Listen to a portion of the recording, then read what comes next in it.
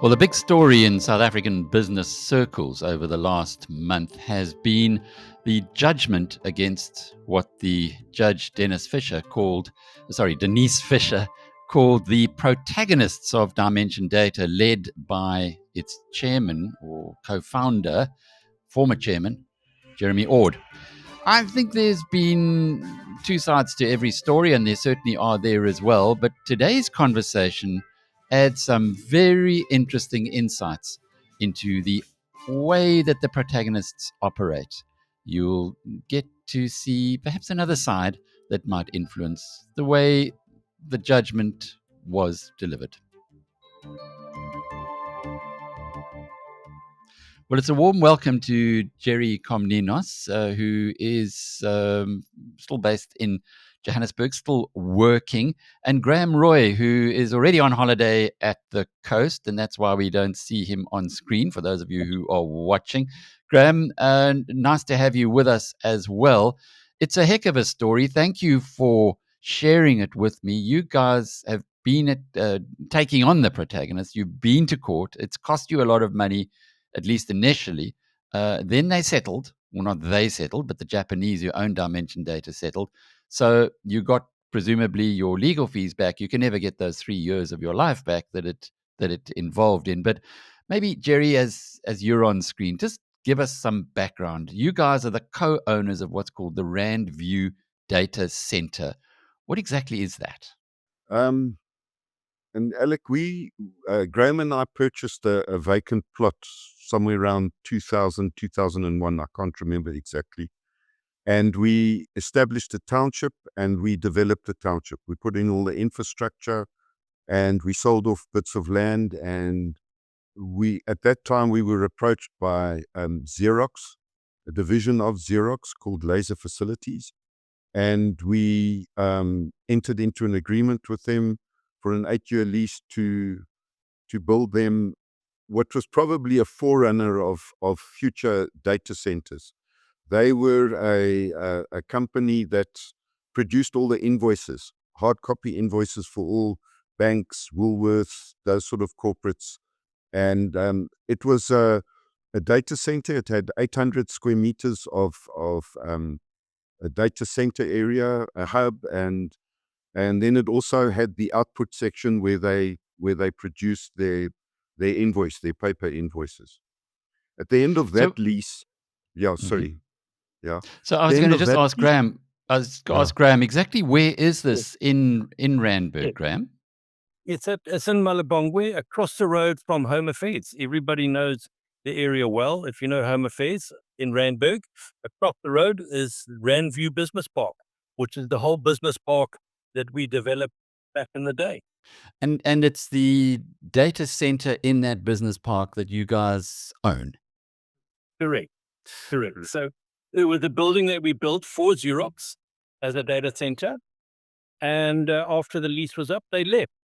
And Gerry, what happened then after Xerox Okay. left? Well, what happened after that? They left the building in a bit of a state, and so we spent a little bit more than 6-7 months refurbishing the building, getting it up to scratch again.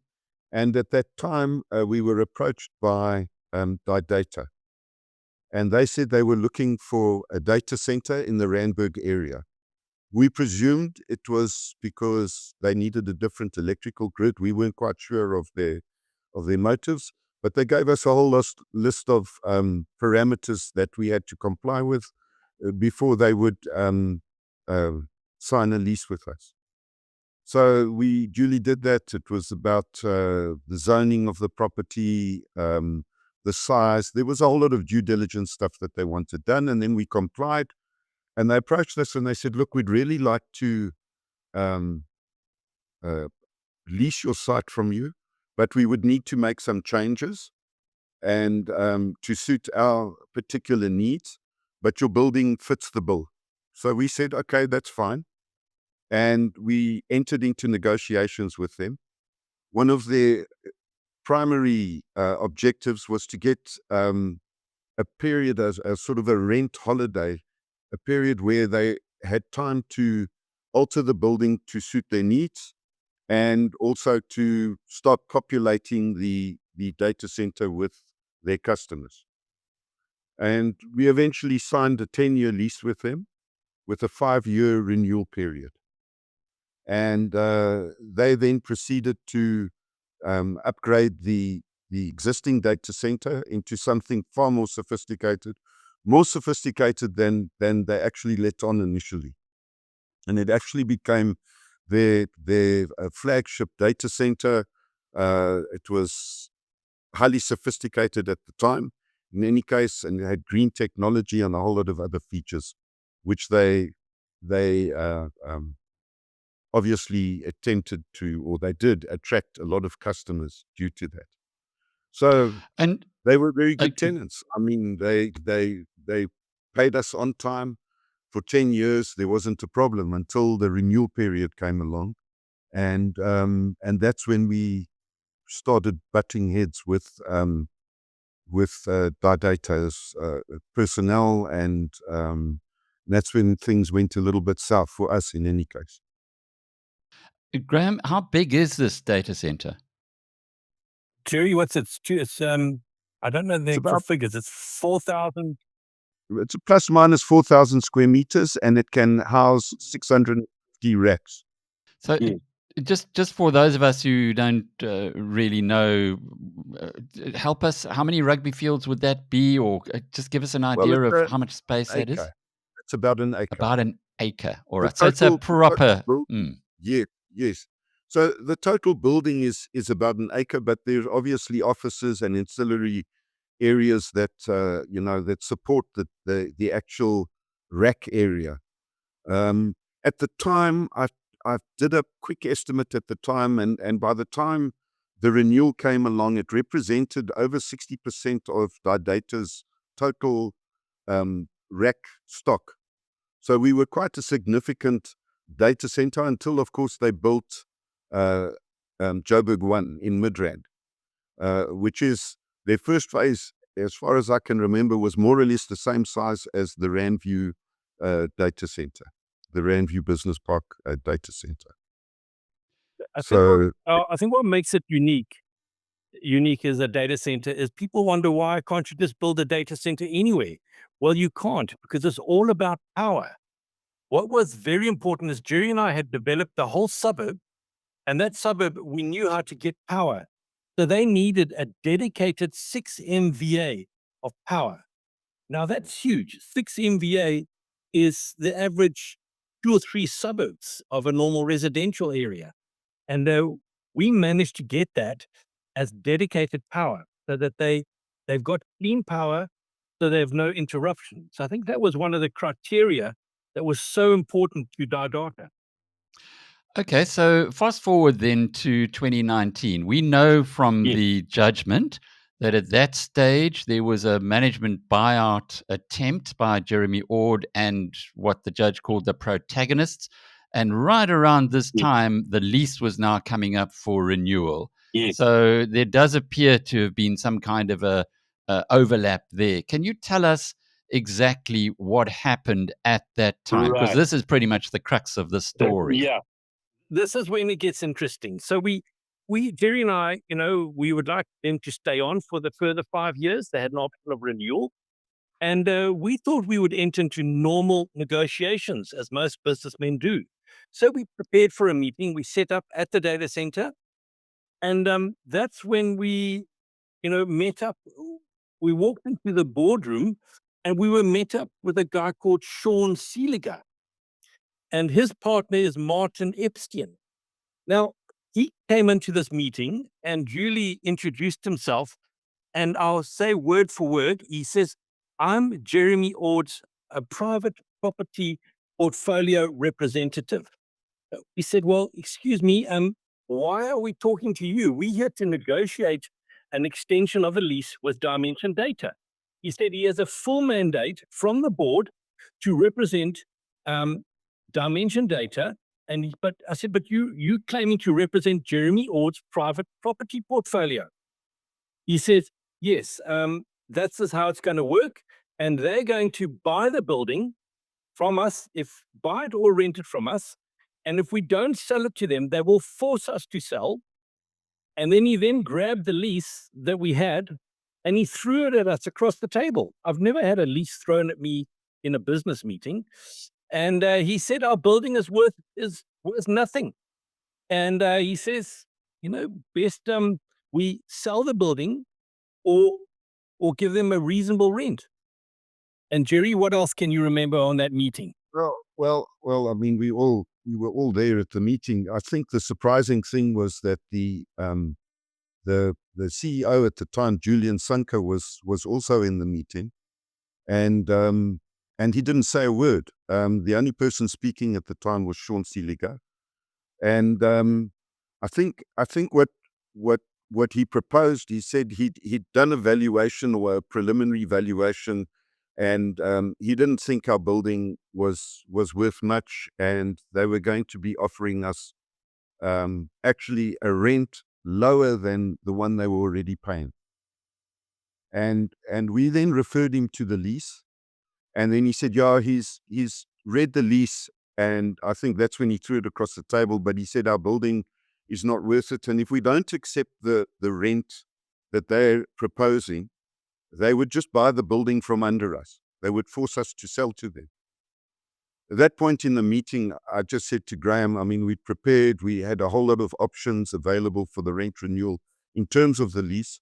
I said, there's no point in carrying on. There's obviously a huge problem here, and we'd have to revert back to the mechanism within the lease, which would help us resolve this impasse. And this was also quite an important part of the lease renewal. And that lease renewal stated that if the landlord and the tenant at the time of renewal could not agree on a lease, on a rent amount, each of the parties would employ their own valuers to determine a market-related rent for a data center at that point of time. Remembering now we'd given them their rental holiday, and we'd actually, they'd spent quite a lot of money on the building. And we warned them during this time. We said, look, guys, at the rent renewal, remember, we're going to determine the rent based on the market value of the building.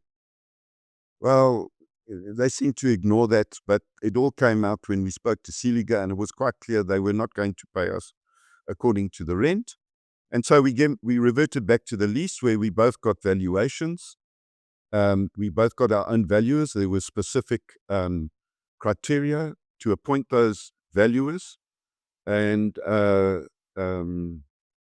they came out with to our mind, was a completely lowball offer. In the event that the valuations didn't agree and the valuers had a meeting and couldn't agree on what the renewal rent should be, then each valuation would be added together and divided by 2. In other words, it would be the average of the 2 valuations. So we got our valuer to do a valuation, a very well-known valuer in valuation circles. In fact, he's now a professor and works for one of the large corporate property companies.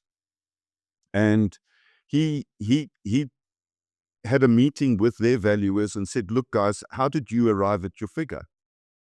What were the figures? Can you not tell us the figures so we can understand better? Yeah, okay. So their figure was, they valued the building as such as a valuation of the building at 34 million, and they wanted to pay us a rent of 231,000 Rand a month, more or less. It was somewhere, was that right, Graham? 230? That's correct, yeah. 34 million, Yeah. That's correct. And we Right. valued it at 311 million. Whoa. Yeah, so there was quite a huge, and I think the important thing, it wasn't about the valuation of the building, it was a valuation about what rent should be paid. And so they valued it at their valuer came in and said the rent that should be paid is 231, and our valuer came in and said the rent should be 4 million a month.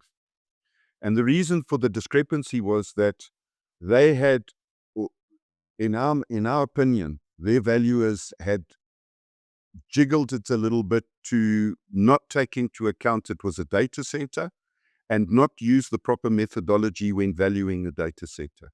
Whereas our valuer did in fact do that, and he used the document that's produced by the Royal Institute of Chartered Surveyors, used all over the world to value data centers. And that's why he came out at his value. It was essentially a trade-related value. As you would value a hotel or a hospital or something like that, it's not valued on the bricks and mortar. It's valued rather on the potential income that can be produced. Like a hotel is valued on the number of beds or keys that it has, or hospital on the number of beds. So in this particular case, the valuation was based on the potential to house 650 server racks, which contained various servers. So there was obviously a big conflict in terms of how the valuers went about their business.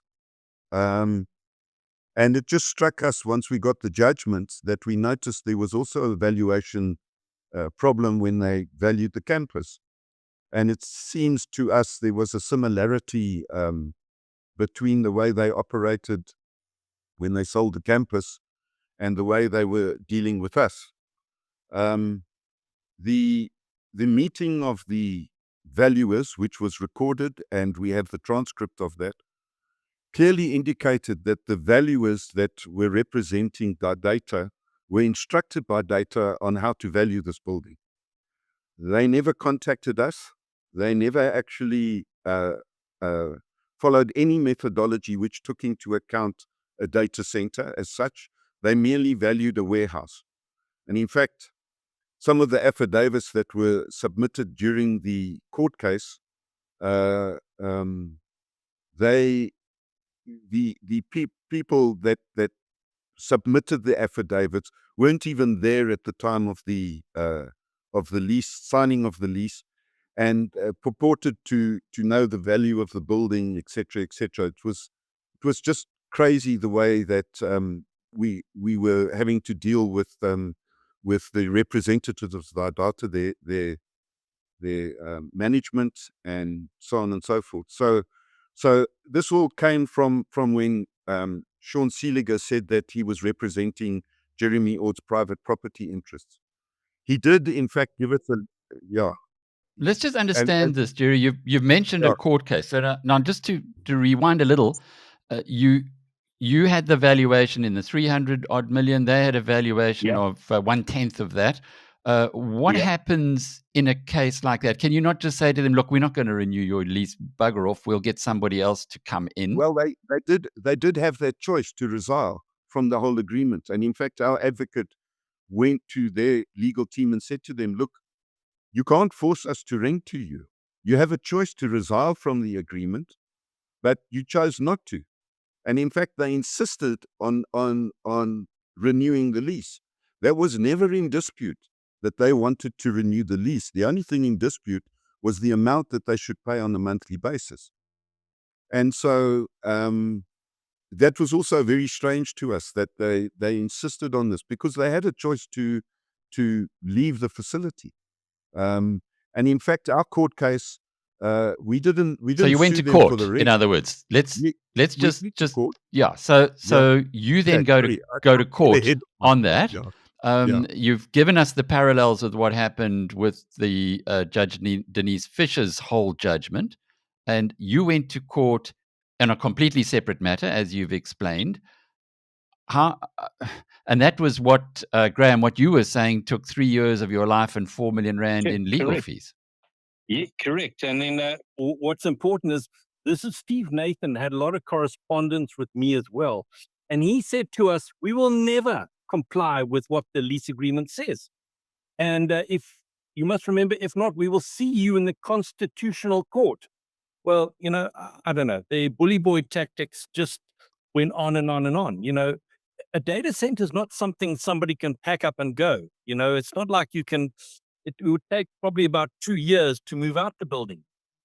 But this is why they always knew they couldn't move out, and we were prepared to negotiate a reasonable lease. We were prepared to negotiate a reasonable rental, but they just came in strong arm bully boy tactics, and exactly what they, by the looks of the judgment, exactly what they did there, where they were determined to get that building for Jeremy Ord's private income. So the point that you make there about going all the way to the Constitutional Court, Gerry, that would suggest it was lawfare, as they call it, warfare using legal means. Yeah, there's no doubt that it was lawfare. I mean, we were dealing with their legal team was Eversheds, and on numerous occasions we objected to some of the tactics that they employed. We objected to what we considered to be false affidavits, because what the people that were writing the affidavits weren't even there when the lease was signed, and they had no knowledge of what the intent of the lease was at the time that it was signed. And so when we saw that there were blatant lies, to give you an example, one of the affidavits stated that when DiData took over our building, it was a single-story dilapidated warehouse. Now, first of all, there's a whole 1,000 square meters of double-story, and it certainly wasn't dilapidated because we just spent 6 months refurbishing the building. It wasn't ideally suited to what they wanted, but it wasn't dilapidated. Those kind of statements just irked us, because it was clear that they wanted to stretch this thing out and make us pay as much as possible and hopefully wear us out. I mean, that was our opinion of their tactics, because so much of what they said was just nonsense, including their valuation. And when we spoke to the valuers, they just told us straight out that they didn't even bother to go and ask us or do a proper investigation as to how to value a data center. Basically, DiData had told them what to do. And this was also very surprising to us. But it was overall that over the 3 years, it wasn't a very pleasant experience to deal with corporate lawfare at this level. I mean, we're just small businessmen. We happened to land a very good lease with DiData, and then we somehow appeared to incur the wrath of their legal team and what they were demanding. And at the time, both Graham and I, we didn't call them the protagonists. We called them the cabal. That was our nickname for them. And we were 100% convinced there was something behind this whole negotiation in inverted commas, regarding the rent. Of course, at the time, nobody believed us. I mean, they all just thought, oh, what are you guys talking about? You're getting too emotional. You're talking nonsense, and you should just be happy with what you got, and you're too greedy, and this and that. And in the end, it was a very difficult time in our lives. It really was. Yeah, what's important, can I add to it there, that what's important is a data center, our RandView Datacentre generated in excess of 30 million Rand a month income for them. So 30, income for them. So, I mean, it just showed you why these buildings are so valuable, is their potential earnings. So you went to court and were fighting, presumably in court, which could have been Stalingrad tactics. Sadly, in the South African legal system, you can drag Yeah. these things out for years and years and years, and you're paying the lawyers all the way through. Where did it all come to a head? How did you manage to sort this out? And that's the reason. Had you been in the process of a legal suit now, we would not really be able to talk to you about this, because it's he said, she said. But you'd have come to a settlement, and I think that you need to explain to us. Graham, do you want to pick up? Yeah. Well, I think what happened in the end, we gathered that there's more to this than what we were seeing. And we told them that we wanted to include in our court case the meeting of Jeremy Ord wanting to buy this for private property portfolio. And at that stage, we then started to deal with NTT. And then we had been through about 3 or 4 CEOs of Dimension Data. They were in and out, like we didn't even know who we were dealing with. The minute we started to deal with NTT, that's when things started to fall apart for them and come together for us. In the fact that we got to speak to some of the new managers at NTT Dimension Data who were also seeing a picture of there's something not right here. So And the minute let me just interject there. NTT is the Japanese company that bought Dimension Data, 100% of it, and owns Dimension Data. So you're talking now to a multinational corporation, not to Jeremy Ord and, the protagonists, as they've been mentioned in the court papers. Yes. So the minute we started talking to, we had numerous meetings with different managers of NTT themselves. Sorry. Yeah, we're hearing you. Carry on.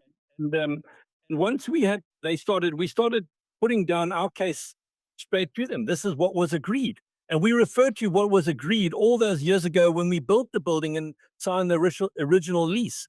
This is what was agreed, that we had a mechanism in place to work out a market-related rental. And that mechanism was very clear-cut. And we just want them to honor the agreement. And we initially went to court on papers, and then that was rejected, and we were ready to go to full trial in April this year, in fact. And out of the blue, we got a phone call to say, right, they're happy, they accept what we are claiming, and they've agreed to start paying a market-related rental. And that was it. We've got no argument left to them. I mean, we're not dealing with people who understand that this is what an agreement is. It's in place, and they must just honor it. Gerry, what is a market-related rental for a data center? Just so that we can understand what the protagonists were actually wanting to force you to charge them. Well, I mean, it's a it's a it's a difficult one, Alec, and I'll tell you why it's difficult.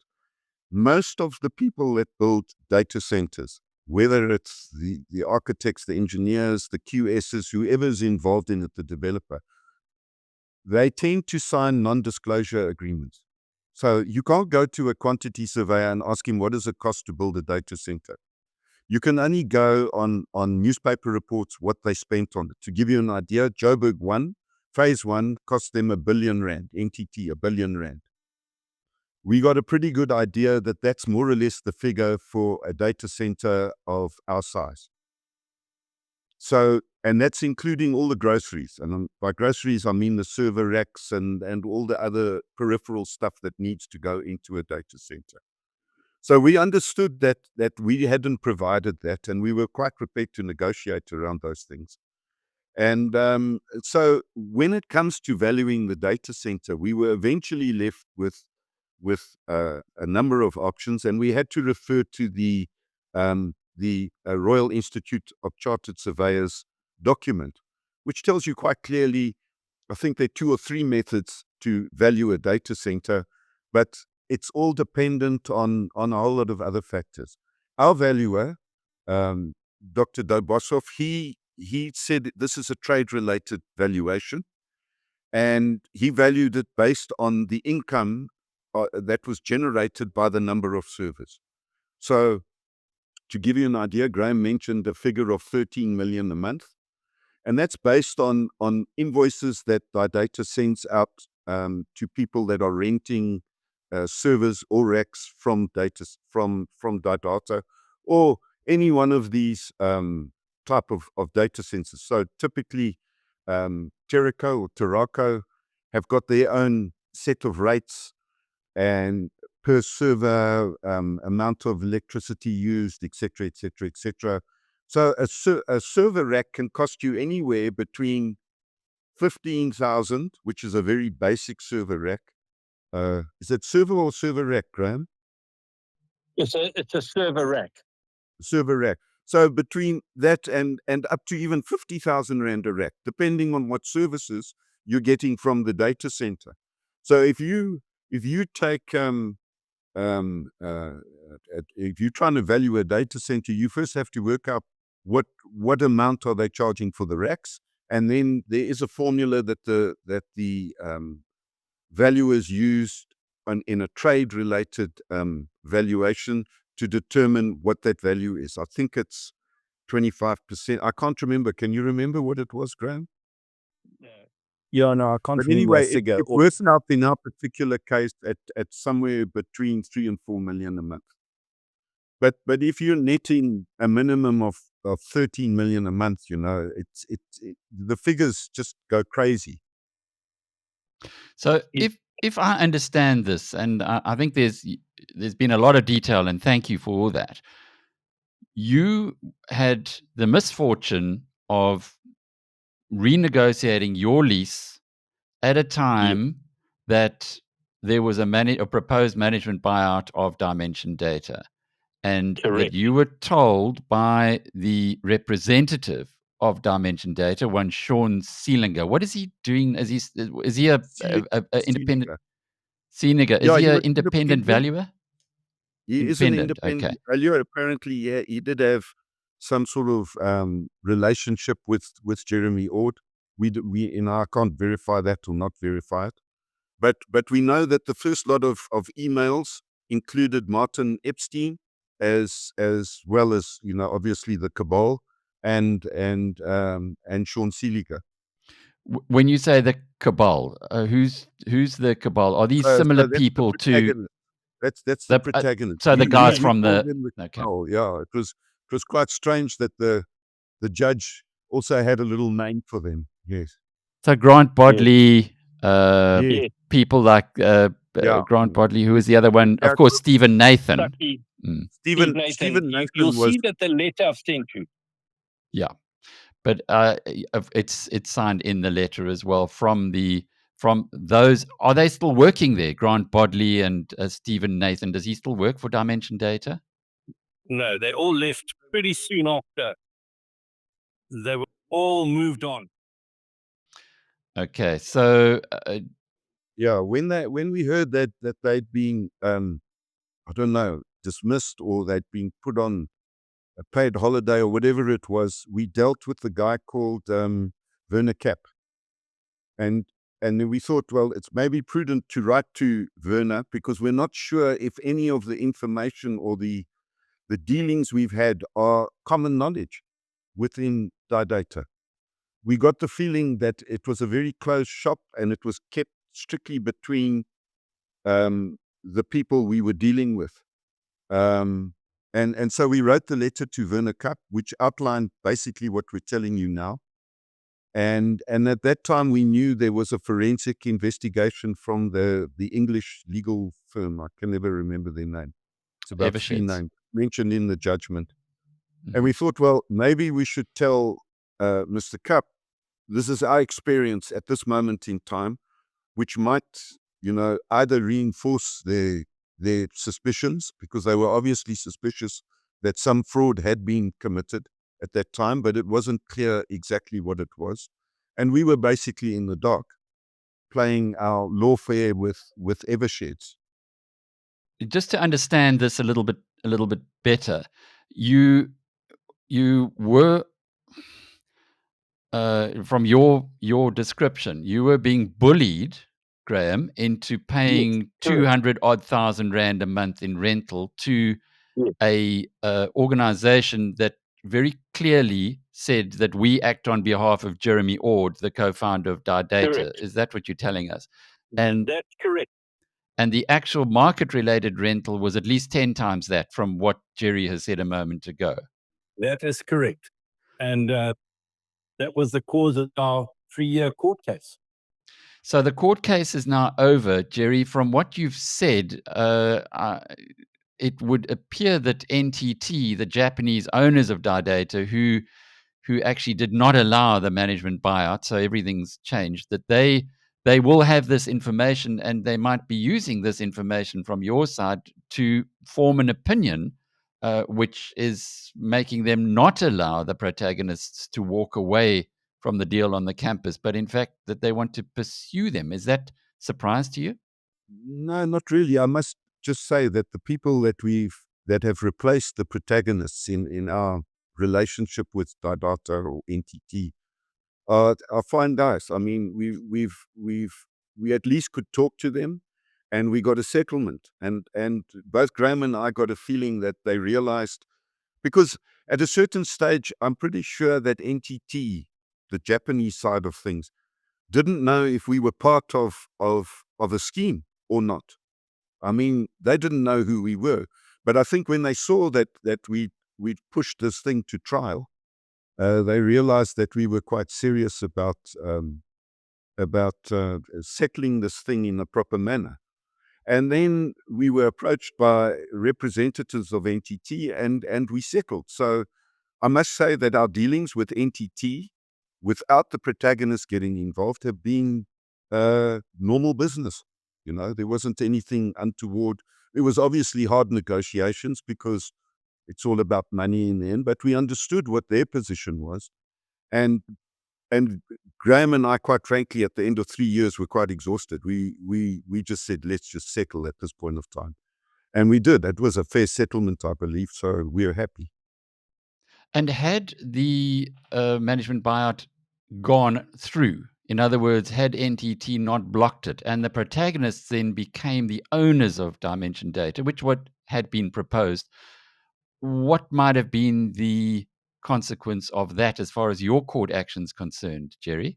Well, I don't know.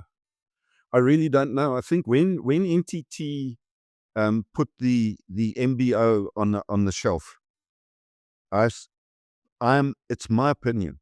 I think the protagonists decided that they would, as the judge said, they would carve out certain assets, which might or might not have included our lease, but it certainly included the golf course, the artworks, and the campus data center. Simply because the campus data center, these things produce a lot of cash flow. And essentially, they would have financed the MBO and or the LPs, the limited partners in the fund, because 13 million rand a month finances 1.3 billion rands worth of finance. I mean, just as a rough figure. So, but that's my opinion. I mean, I don't know what the inner workings were, and we weren't privy to it. All we know was that eventually NTT said, we want to settle. Japan wants this off the shelf. They don't want to be fighting this kind of battle when they've got bigger fish to fry on the other side. So, we just small guys. We didn't want to get involved in the whole thing until the judgment came out. And I said to Graham, we've been vindicated. What we said right from the outset was the truth.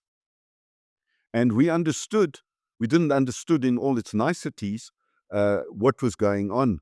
But we said all the way along, in fact, we said it directly to their legal team in one of the board meetings.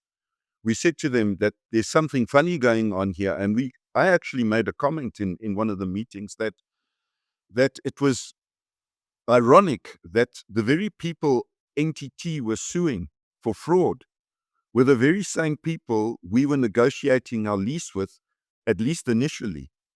And this had caused the court case to arise.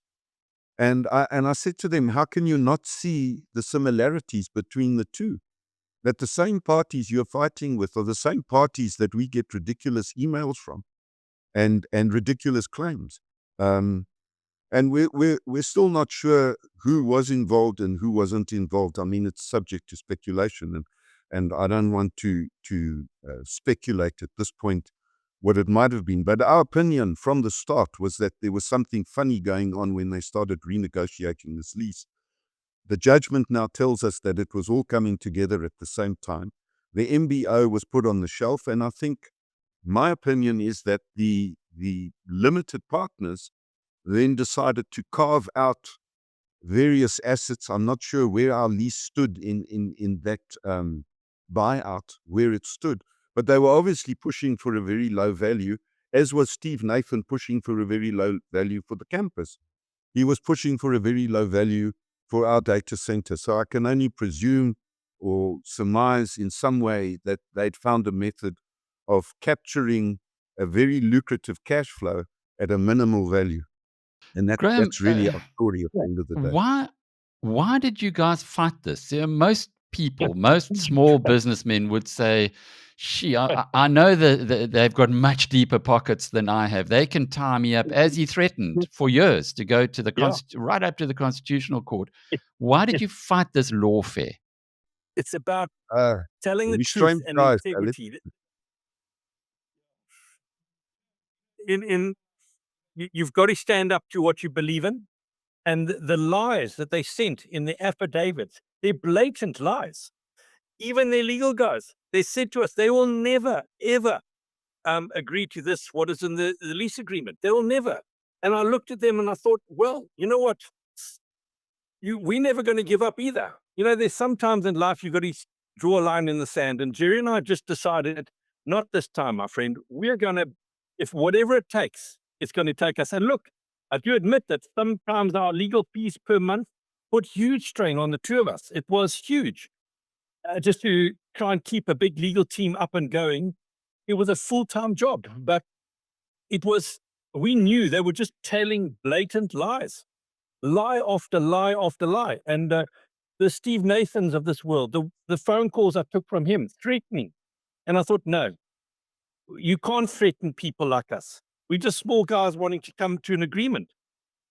So, yeah. So I must say, yeah, as Gerry said, we get too emotional, but what they did to us was not right. It wasn't right, And the thing is, they're still renting our buildings. So, they're still there, and all these guys are gone. And they've got bigger problems to worry about now. And the lesson for other small business people who lawfare is not just it's not just attacking you guys, Gerry. You aren't the only people who've been screwed over by a big corporate. What is your lesson then to other small businesses who find themselves in a similar position? Look, I think for me and Graham, this was a unique situation. If I could have warned anybody about Graham's reaction, I would have said the one thing you don't do to Graham is threatening in any way, because it turns a switch in his head, and he dragged me along with it. I think the important thing is to make sure that your initial lease is watertight. And one shouldn't think of, as a small businessman, one mustn't think of it as, it is a marriage, but you actually have to think of your lease as if it was a divorce. And then be very careful about how you word things, go over it, make sure that your wording is correct. Of course, in this particular case, it didn't really help because there may have been a gray area, but that was sorted out as the court case proceeded, as the legal proceedings proceeded. We started realizing that they were certainly manipulating the terms of the lease in their favor, and unfairly so. And and then the other thing as a small businessman is you have to stay on top of it. If you leave it to your attorneys, you won't succeed. The attorney is never as invested as you are in a court case. You are the one that knows it intimately. You are the one that can read between the lines and inform them. They don't always listen to you, by the way. They think you're a nuthead. And trust me, our attorney on many occasions would just put the phone down on me because he thought I was nuts. And they're fighting a legal battle. You're fighting very often an emotional battle. And the two don't often mix. So you have to become,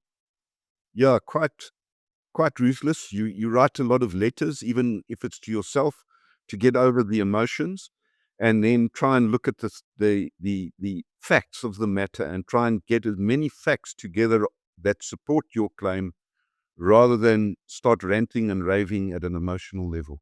And I think Graham and I did that quite well. Graham, and what have you learned from this? Well, I've learned that, it all comes back to my training as a soldier in the Rhodesian light infantry, where we were taught never surrender. Even when you have no chance of surviving to the following day, never surrender. So I learned that lesson very well. And, so for me, I just couldn't give up. I was prepared to go do whatever it takes to get the justice that we deserved. And when I don't know if I'd want to do it again. I must say, it's sometimes emotionally, it's taken a huge strain on my life. And, but now I'm just trying to move on. Hence, it's exactly what we're trying to do. And, I think it's not something you want to take on all the time. So whenever somebody threatens that they're going to take you on, and the courts, they just got to understand that there's no shortcut. It's going to be a long haul, and it's going to take a lot of money. And that's all I can think of at the moment. Graham Roy and Gerry Comninos, the co-owners of the RandView Datacentre, giving us an insight into how business really works sometimes, and certainly another aspect of the very controversial judgment by Denise Fisher, Judge Denise Fisher, where she named the protagonists, the co-founder of Dimension Data, Jeremy Ord, and a number of those who are very close to him. And the way that she described their operations is what sparked Graham and Gerry to approach us and say, but hang on, we had something very similar. I'm Alec Hogg from biznews.com.